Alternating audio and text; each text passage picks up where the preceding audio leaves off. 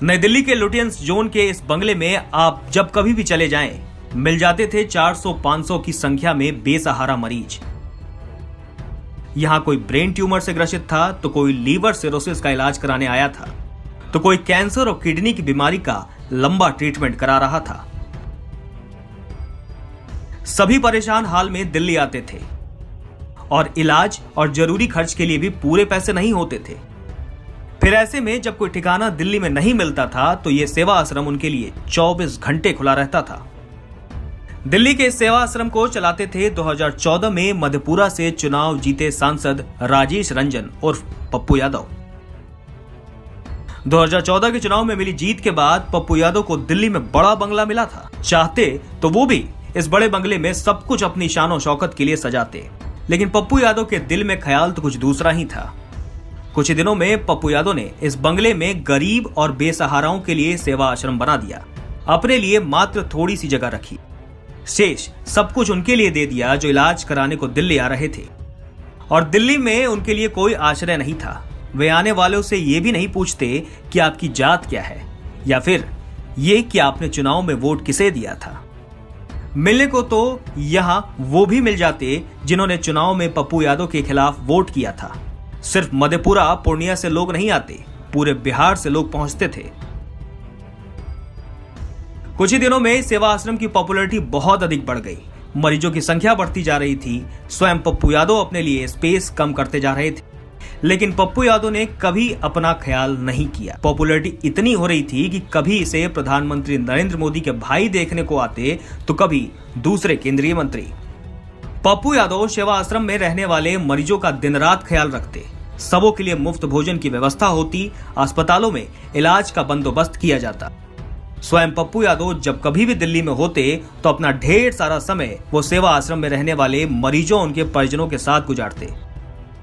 इलाज और जांच के लिए पैसे कम हो जाते तो वो भी देते। विजय और रंजन नाम के 2 स्टाफ पप्पू यादव ने ऐसे तैनात किए जो दिन रात दिल्ली के एम्स में बिहार से आने वाले मरीजों की देखभाल करते, उनकी समस्याओं को कम करते। एम्स में विजय की पहचान ही ऐसी बन गई कि जिन्हें झोला और थैला लिए गरीब लोग घेरे दिखते हों, वो पप्पू यादव का विजय ही है।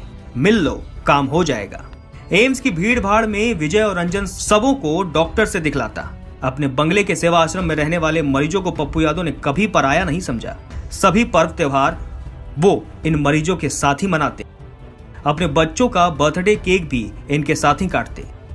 दिल्ली में सभी जान गए थे कि जब किसी को कोई सहारा न मिले, तो पप्पू यादव का सेवा आश्रम सबों के लिए खुला है। ऑटो वाले भी किस्सा सुनाते और पप्पू यादव की कोठी पर जल्दी से पहुंचा देते। लेकिन समय का फेर देखिए, 2019 का लोकसभा चुनाव मधेपुरा में पप्पू यादव हार गए। अब जबकि पप्पू यादव चुनाव हारे हुए हैं, तो सरकारी बंगला खाली तो करना ही पड़ता।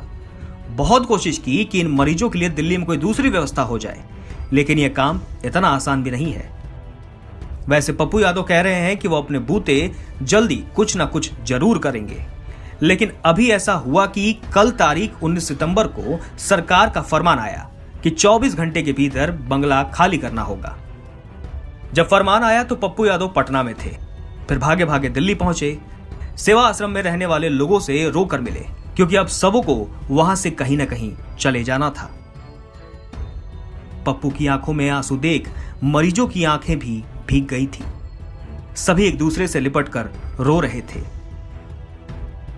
अब व्यवस्था कब और कहां होगी कोई नहीं जानता, लेकिन दिल्ली में बिहारियों का बड़ा सेवा आश्रम अब समाप्त हो गया है। जितनी आसानी से सुविधाओं के साथ बिहार के मरीज पप्पू यादव के बंगले में मुफ्त दवा पानी के साथ रह लेते थे, वो अब कब और कहां मिलेगा देखने वाली बात होगी। खराब हॉस्पिटल है, इसको बंद लगा दीजिए एकदम। ऑक्सीजन लेवल 30 से 40 चला जाएगा तो बचेगा ही। बात है, हाथ जोड़ के बोलते हैं जितने भी मरीज है बचा लीजिए।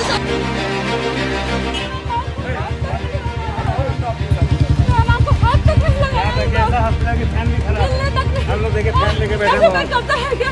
यहाँ डॉक्टर है, खराब हॉस्पिटल है, इसको बंद लगा दीजिए एकदम। हेलो सर, खाली बंद लगा दीजिए एकदम इस हॉस्पिटल को। 2:50 जो भी है, जिसकी माँ बहन बाप भाई जो भी कोई एक्शन नहीं, एम्बुलेंस आया कंट्रोल रूम में गए, कंट्रोल रूम बोल रहा है कि आप कांटेक्ट कीजिए, जिसको फोन लगा रहे हैं मैनेजर को, फिर नहीं उठा रहा है। ये तो बिहार का परिस्थिति हो गया। रेणु देवी फोन की, रेणु देवी उप मुख्यमंत्री, हम लोग रेणु देवी का आदमी है। इसका कोई कहना नहीं सुना, कोई नहीं बात माना। रेणु देवी फोन मुख्यमंत्री कहाँ की? उप मुख्यमंत्री बिहार कहाँ की? यहीं की है। कहाँ पर की फोन बेटा? डॉक्टर को तो बोल रहे हैं तो कोई हम लोग 3 दिन से परेशान हैं, कोई एक्शन नहीं। सुबह से एकदम 10 पेशेंट, सुबह से 10-12 पेशेंट मैं देख रहा हूँ, बस जैसे तैसे जा रहा है, मरा हुआ, कोई एक्शन नहीं। बहुत सारा देखे हम, बहुत सारा देखे हम। हाँ, मेरे आपके सामने सब गया है, मेरे आपके सामने सब गया है सर, क्या कहेंगे? गाड़ी एम्बुलेंस नहीं मिल रही है, बॉडी पड़ा हुआ है, कोई जा रहा है 2:50 में उनका देहांत, कोई प्राइवेट से ले जा रहा है 2:50 मिनट ले जा रहे हैं, कोई लेने नहीं आया है अभी। ग्रुप में डाल रहे हैं तो फोन सब बंद है, कोई उठाता ही नहीं। अभी तक सुप्रिटेंडेंट फोन लगाया, सब बंद है क्या? सारा फोन मैसेज करो, उसी को दिक्कत मैसेज। रेणु देवी फोन किया, किसको किया फिर पता चला? नहीं पता चला, बोले कि हम वही लोग से पता चल रहा है कि बात हो रही है, बात हो रही है, किससे हो रहा है वो भी थोड़ा ठीक से कोई व्यवस्था नहीं हो पाया है।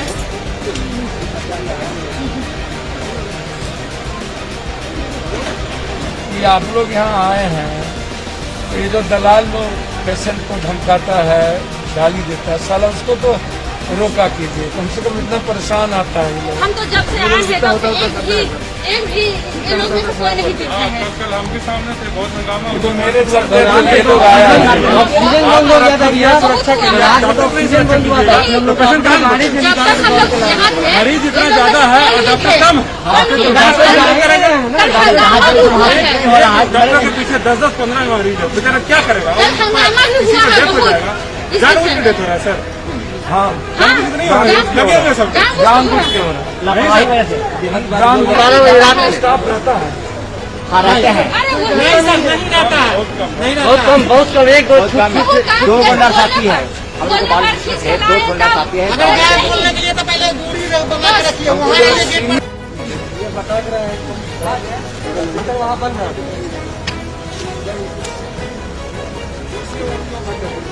कहाँ से आ रहे हैं आप? कहाँ से? आप वहाँ पे भर्ती नहीं हुआ आपका? किसी हॉस्पिटल में नहीं गया? यहाँ अपने आप आए हैं, यहाँ एडमिट होगा? कई हॉस्पिटल से भटक गया है? यहीं पे आए हैं आप? नाम क्या है आपका? कुंदन कुमार। कहाँ से आए हैं? अशोकनगर से।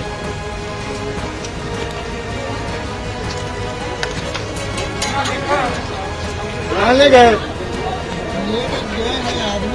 क्या हुआ? ऑक्सीजन लेवल डाउन हो गया, कितना? 40 हो गया था, आदमी है तो क्या हुआ? एडमिशन के लिए आए? क्या वहाँ बंद है, क्वार्टर बंद है, वहाँ करवा दीजिए ना पैसा। आप करवा दीजिए, कहीं में चलिए करवा दीजिए बाबू, अपने से करवा दीजिए। ऑक्सीजन लेवल 30 से 40 चला जाएगा तो बचेगा ही, बात में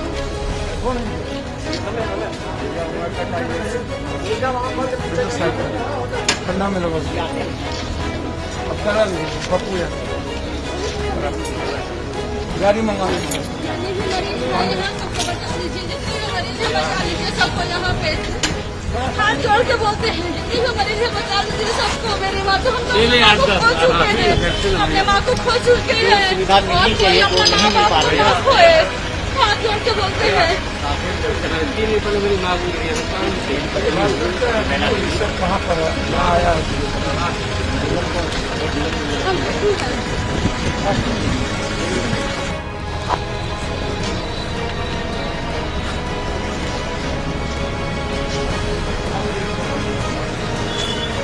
कर्मचारी भर्ती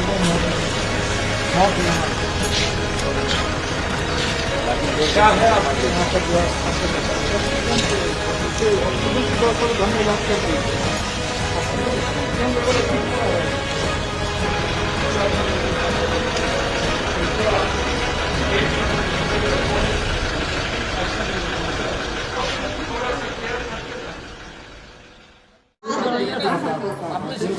माई काट गे आई हे अरुण बाबू, एक किसी तरह एक लड़का है 26 साल का भैया है।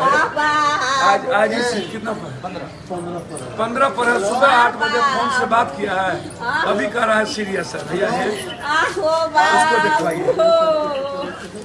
आज ही 15, आज उसकी माँ बहुत 26 साल का लड़का, प्लीज उस बच्चे को बचाइए।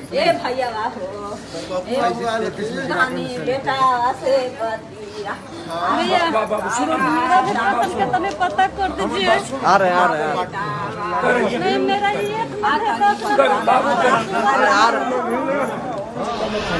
हाँ, अपने यहाँ एक है आज ही 15 रात से भर्ती है बेचारा, उसका पेशेंट ठीक है, अभी बोले कि सीरियस हो गया। अभी उस सीरियस कर रहे हो गए। रात से बोले कि ठीक है, अभी सीरियस हो गया। आईसीयू अपना कोविड वार्ड में क्या नाम है पेशेंट? चंदीप कुमार यादव। जी जी जी, उन्हें जिनके बारे में हम बोल रहे हैं ना, मनोज सिंह नाम है, उनको नीरो में यहाँ पर करना है। आईसीयू नीरो में करना। वेंटिलेटर की जरूरत है।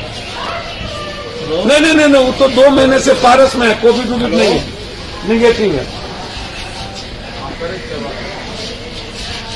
भाई मेरे एक तो मैं हाथ जोड़ता हूँ, प्लीज उसको बचा लीजिए। वो 3 महीने से मनोज सिंह, उसको 5 मर गया भाई, उसका एक ही भाई जिंदा है। उसको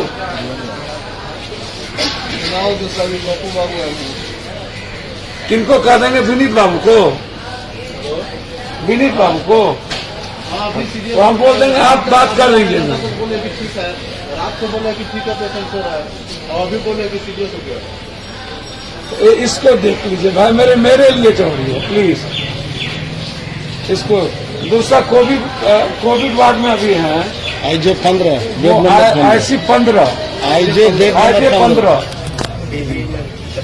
जी अरुण जी नहीं है शायद, दूर गया सर। आज ही 15। अब अरुण जी से अच्छा कोई नहीं। अरुण है, अरुण है,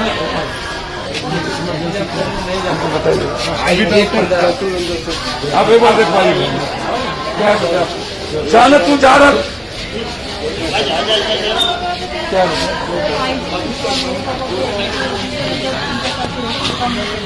कितना सिचुएशन है?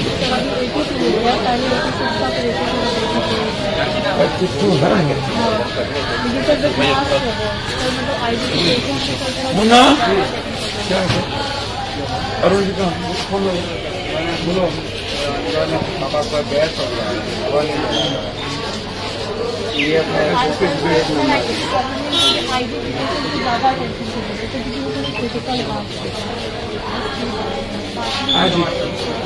आज ही अरुण सर प्लीज एकदम सर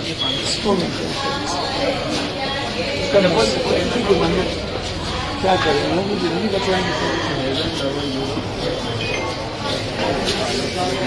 आज 26 बात करेंगे। ऐसे में जनाधिकार पार्टी के सुप्रीमो पप्पू यादव भी अपने आवास पर लगातार खाना बनवा रहे हैं। जनाधिकार पार्टी का जो सेवा दल है वो कार्य कर रहा है। तस्वीरें आप देख रहे होंगे कैसे जनाधिकार पार्टी के जो सेवा दल के नेता हैं, राजू दानवीर युवा प्रदेश अध्यक्ष भी हैं, वह पूरियां छान रहे हैं, खाना पैक करवा रहे हैं ताकि जो ज़रूरतमंद लोग हैं, जो अस्पतालों के बाहर रहते हैं, जो कोविड-19 से ग्रसित मरीजों के परिजन हैं, उन तक खाना पहुंचाया जा सके। साथ ही साथ जो आम लोग हैं, जो रिक्शा चालक हैं, जो ठेला चालक हैं, जो इस लॉकडाउन के बाद कहीं ना कहीं असहाय महसूस कर रहे हैं, उनके लिए खाने की व्यवस्था की जा रही है। ऐसे हालात में हमारे जो नेता हैं आदरणीय पप्पू यादव जी ने साफ कह दिया है कि कोई भी बिहार का गरीब से गरीब मरीज जो कोरोना पीड़ित है, वो दवाई बिना, बेड बिना, ऑक्सीजन बिना और खाना बिना मरने नहीं देंगे। खाना बंटवा रहे हैं, कितने पैकेट रोज बन रहे हैं? ये कल लमसम 8000 पैकेट वितरण हुआ है। हो गया? हाँ, 8000 पैकेट। अभी सुबह से काम चल रहा है? अभी सुबह से 2000 जा चुका है, 1000 गाड़ी में सब रखाया है और लगभग मानिए 12 बजे तक अभी ये शिफ्ट जाएगा। उसके बाद दूसरा शिफ्ट 2 बजे से फिर चालू होगा। कितने देर काम कर रहे हैं? ये 24 आवर। रात में भी खाना बनता रहता है? हाँ, मैंने तो सुबह भोर 3 बजे से बनता है, रात में 10 बजे तक, बीच में 2-3 घंटा स्टॉप। तो 3 शिफ्ट में है ये सब लोग। कब तक बांटते रहेंगे ये? भाई जब तक कोरोना संकट है। मैं सिर्फ इतना बता दूं कि मैंने पूरे बिहार के हर जिले में मैंने अपने जिला अध्यक्ष को कह दिया कि कोरोना से प्रभावित जो लोग होंगे उनको खाना आप पहुंचाएं, उनके परिवार परिजन को। और पटना में तब तक खाना चलेगा, हमारी युवा मोर्चा की टीम, हमारा अध्यक्ष, हमारे सारे लोग लगे, तब तक खाना चलेगा जब तक यह सरकार, यह व्यवस्था कोरोना के नाम पर मारती रहेगी। तब तक एक बेटा, एक सेवक के रूप में हमारा सेवा अपने माँ के लिए और अपने परिवार के लिए जारी रहेगा। किसी चीज की कमी नहीं होगी, किसी भी परिस्थिति में दोनों टाइम खाना लोगों तक पहुंचे। ताजा मामला अररिया का है, जहां पर 5 साल की एक छोटी बच्ची के साथ दुष्कर्म की घटना को अंजाम दिया गया है। आपको बता दें कि उस बच्ची और पूरे पीड़ित परिवार से मिलने के लिए जाप सुप्रीमो पप्पू यादव अररिया पहुंचे हुए हैं, जहां पर पीड़ित बच्ची को देखते ही पप्पू यादव की आंखों से आंसू झलक गए। हाँ, जाप सुप्रीमो पप्पू यादव ने पीड़ित परिवार से मुलाकात की है। 5 वर्षीय बच्ची के साथ दुष्कर्म हुआ। ये मामला अररिया जिले के भरगामा प्रखंड अंतर्गत वीरनगर गाँव का है और इस बच्ची के साथ दुष्कर्म हुआ था। आपने देखा कि इसका चेहरा ढका हुआ है, कितनी छोटी बच्ची है, पूरा परिवार रो रहा है। जाप सुप्रीमो पप्पू यादव हालांकि बिहार में घूमते रहते हैं, जहां किसी को कोई तकलीफ होती है तो उनसे मुलाकात करने के लिए जाते हैं और अररिया पहुंचे हुए हैं। उस बच्ची से उन्होंने मुलाकात की है और आपने देखा कि कैसे बच्ची का दुख देखकर, उनके परिवार का दुख देखकर उनकी आंखों से आंसू छलक आए हैं। लेकिन सवाल कई खड़े होते हैं कि आखिरकार कब तक बिहार में ऐसे दोषियों को बख्शा जाता रहेगा, कब तक ये लोग पकड़े नहीं जाते रहेंगे। खुद को सैनिटाइज करके, खुद को आइसोलेट करके अब जन अधिकार पार्टी के सुप्रीमो पप्पू यादव निकल चुके हैं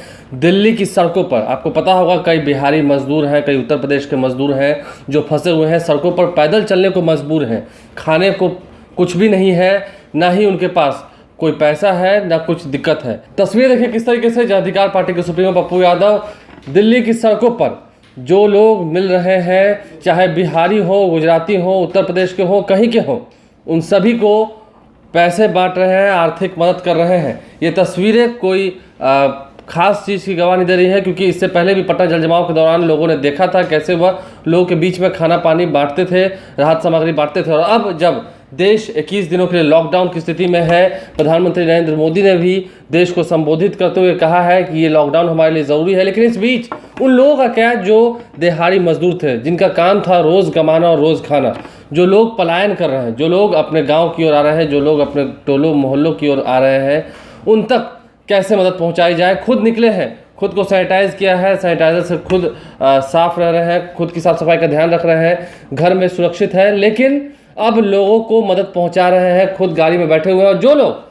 महिलाएं हैं, पुरुष हैं, जो लोग रास्ते में दिख रहे हैं, उन सभी को पैसे किस तरीके से बांटे जा रहे हैं, ये तस्वीरें कहीं ना कहीं गवाह दे रही हैं और इस बात की ओर इशारा भी दे रही हैं कि सेवा करने का जो उनका काम है वो अभी भी नहीं रुका है। भले ही खुद को आइसोलेट कर लिया हो अपने ही घर में, लेकिन दिन में जब लोग सड़कों पर घूम रहे हैं, इतनी चिलचिलाती हुई धूप में लोगों का शरीर जल रहा है, ऐसे में लोगों को आर्थिक मदद करना कि कहीं भी अगर दूध की दुकान खुली हो, ब्रेड मिल रहा हो तो वह वहाँ खा लें, क्योंकि इतने भारी मात्रा में सामान लेकर घूमना ये शायद बस की बात नहीं है। लेकिन हाँ, लोगों तक आर्थिक मदद पहुँचाना ये शायद उनकी बस की बात थी। नर्स कंपाउंडर तो खर्च सुनने को तैयार नहीं है। सारा मरीज मर गया, मरीज सही करते करते मरने को कोई देखने वाला नहीं। रात भर डीएम को कंट्रोल रूम सब फोन किए, लेकिन डेड बॉडी हटाने 24 घंटा से वो अरे डेड बॉडी को तो कम से कम हटाओ। खाली जाने का कहते हैं कि वो उनका नंबर देते हैं, वो उनका नंबर देते हैं, इस तरह हो रहा है। बंद करा वाले चले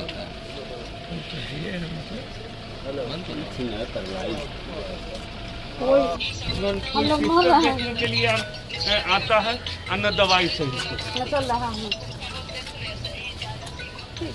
बस शिवा में ना जा लगा, शिवा में ना बॉडी कहाँ पर? नहरवा में सुने हर बार यही सर्जिकल पे सामने वाला में एक रूम में एक तो 18 घंटा से है, एक वो अभी 4 घंटा से है। कोई फिक्र नहीं, ऑक्सीजन नहीं है। घर से लेके कहाँ है क्या? पिताजी आपका कहाँ पे? फ्रंट फ्लोर पे। बेड नहीं है क्या? बेड है ना? कोई कुछ आ ही नहीं। नहीं रहा देखने। किस नंबर पे? मेरा नंबर लिखो, मैसेज कीजिए। बेड तो है, 999 आप कीजिए, बेड मिल जाएगा। 000 बहुत जगह खाली है, ये लोग खाली बोल देता है नो एडमिशन। नहीं बेड नो बहुत है, ऑक्सीजन। ये लोग लेना नहीं चाहता लेना है नहीं चाह रहा है। और लोग आना भी नहीं चाहता है, यहाँ से भागना चाहता है, लेकिन यहाँ लाचारी आता है जब कहीं कुछ उपाय नहीं नहीं होता। होता है 999002432 मैसेज करिए। में अब जहां अधिकार पार्टी के सुप्रीमो पप्पू यादव फिर से निकल पड़े हैं सेवादारी में। वो कहते हैं मुझे नेता नहीं बनना, मैं एक सेवक हूं, और पटना के एनएमसीएच पहुंचे हैं। तस्वीर देखिए, तस्वीर निकल के आ रही है जहां पर पप्पू यादव फिर से पहुंचे हैं लोगों की मदद करने के लिए। पटना एनएमसीएच की तस्वीर निकल के आ रही है जहां पर वह उस वार्ड में पहुंच गए हैं जहां पर कोरोना से संक्रमित हुए मरीजों का इलाज चल रहा है, और उनसे बातचीत कर रहे हैं, उनसे मुलाकात कर रहे हैं, उनके परिजनों से मुलाकात कर रहे हैं। समझिए, कोरोना की इस तीसरी लहर में जब सभी लोग अपनी जान को बचा रहे हैं, अपने आप को सुरक्षित रख रहे हैं, ऐसे में पप्पू यादव एक बार फिर से उन यादों को ताज़ा करा रहे हैं जो उन्होंने कोरोना की दूसरी लहर में काम करके दिखाया था। आपको पता है, कोरोना की दूसरी लहर में पप्पू यादव ने घूम घूम कर लोगों तक ऑक्सीजन सिलेंडर पहुंचाया था, लोगों को आर्थिक मदद की थी। उस वक्त रेमडेसिविर दवाई की जब काफ़ी ज़रूरत थी तो उस वक्त पप्पू यादव ही लोगों को रेमडेसिविर दवा मुहैया करा रहे थे मुफ्त में। और ऐसे में अब पप्पू यादव एक बार फिर से अपने आप को लोगों के बीच में ले जा रहे हैं, उन्हें अपना नंबर दे रहे हैं, अपना नंबर बांट रहे हैं सब में, और कह रहे हैं कि मैं हूं पप्पू यादव, ज़रूरत पड़े तो कभी भी कॉल करना। ये तस्वीरें बयां कर रही हैं। पप्पू यादव फिर से लौट आए हैं, अस्पतालों में दिखने लगे हैं और लोगों की मदद करने को हर वक्त तैयार। पप्पू यादव की तस्वीरें जो है वो निकल के आ रही हैं पटना के एनएमसीएच में जहाँ पर कोरोना संक्रमित मरीजों का इलाज चल रहा है, वहाँ पहुँचे हैं पप्पू यादव। क्या कुछ अंदर की तस्वीरें बयां कर रही है, ज़रा सुनिए। वो ज़्यादा अच्छा रहेगा। क्या है? कब ये जनरल वार्ड में सर कोविड पेशेंट को भी और जो नॉन कोविड पेशेंट है उनको भी लाके रखा जा रहा है, जिनकी स्थिति सीरियस है, जैसे कि टीबी पेशेंट भी है उस तरफ, और उनके साथ रखा जा रहा है। तो कम से कम कुछ ऐसी स्थिति होनी चाहिए कि लोगों को एक दूसरे से संक्रमित ना हो।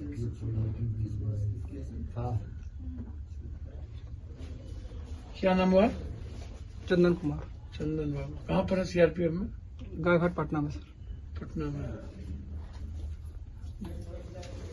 मेरा नंबर ले लीजिए, 999002432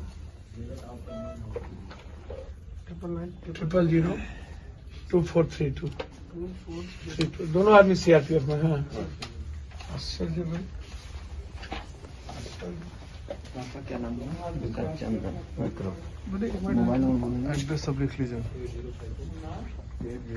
लिख रहे हैं एड्रेस। तो आपने तस्वीर देखी है, अंदर की तस्वीरें क्या कुछ बयां कर रही है आपने देखा है। आपको याद करा दें, कोरोना की दूसरी लहर में पप्पू यादव ने घूम घूम कर लोगों की खूब मदद की थी, खूब सेवा की थी, काफ़ी चर्चा में रहे थे उस वक्त, यहाँ तक कि उन्हें जेल तक जाना पड़ा था उस वक्त। लेकिन पप्पू यादव रो रहे थे, जेल भी गए थे, लेकिन उन्होंने कहा कि मेरा काम ही है लोगों का सेवा करना, लोगों की मदद करना, और मैं ये काम करता रहूँगा। एक बार फिर से तस्वीरें कोरोना की तीसरी लहर में निकल के आ रही हैं पटना के एनएमसीएच से। आप समझ सकते हैं, कोई भी व्यक्ति ये हिम्मत नहीं कर सकता है कि कोरोना संक्रमित मरीजों का जहां इलाज हो रहा हो वहां वो पहुंच जाए, सिवाय डॉक्टर के या उनके परिजनों के। लेकिन एक नेता होने के बाद भी जब वो खुद को सेवक कहते हैं तो उन्हें दिखाया है, वो दिखा रहे हैं फिर से कि हाँ, लोगों को अगर जरूरत पड़ेगी तो मैं उनके बीच जाऊँगा। यहाँ रेमडेसिविर दवाई मिलता है कि?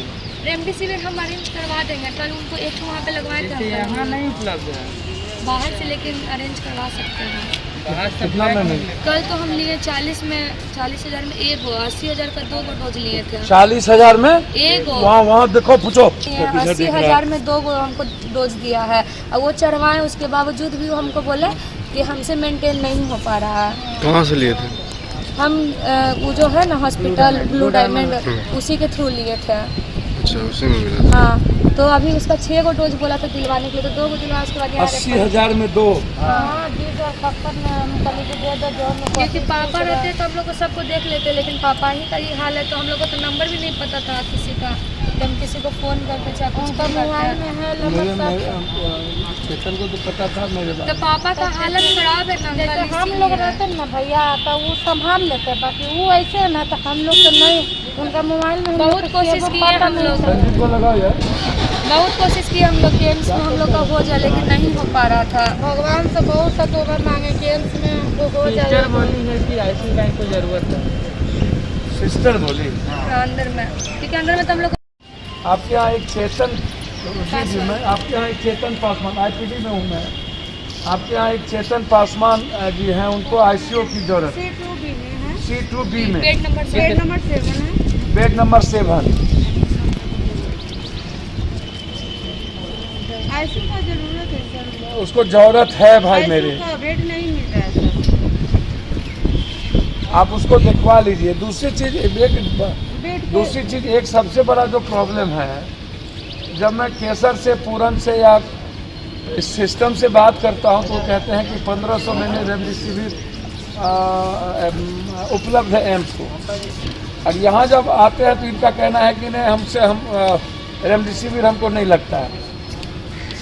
कल आपके यहाँ जो ये चेतन पासवान है, इनकी बच्ची जब यहाँ आई है उसके पहले 40,000 में एक रेमडेसिविर खरीदी है और 80,000 में 2 खरीदी। नहीं वो यहाँ ना बाहर में तो 80,000 1 लाख में मिल रहा है। ये चेतन पासवान वाला जरा देख लीजिए भाई मेरे। C2P बेड नंबर 7 जी, अभी प्लीज दिखवा लीजिए उसको।